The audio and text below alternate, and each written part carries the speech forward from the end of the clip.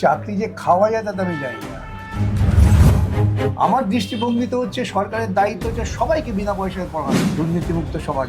সুতরাং ওই আকাশ মূর্খদের কথা জবাব দিয়ে সময় নষ্ট করতে লাভ নেই। আদালতে কেউ এলে পরেই সেগুলো ধরে নেয় যে আমার পক্ষে আদেশ যাবে, তাতে কি রিজার্ভেশন হতো schedule caste, schedule tribe, OBC. Tripura সরকার নৈতিক দিক থেকে একদম ঠিক ভেবেছিলেন যে এদের মধ্যে যারা দরিদ্রতর তাদের চাকরি দেওয়া হয়। সমাজ মাধ্যম বলুন, বিভিন্ন সমালোচক বলুন, তারা কিন্তু ত্রিপুরাকে বারবার এই প্রসঙ্গে টেনে আনছেন। আপনার অতীতকে আমি আবার বলছি, মূর্খতার তো কোনো জবাব হয় না।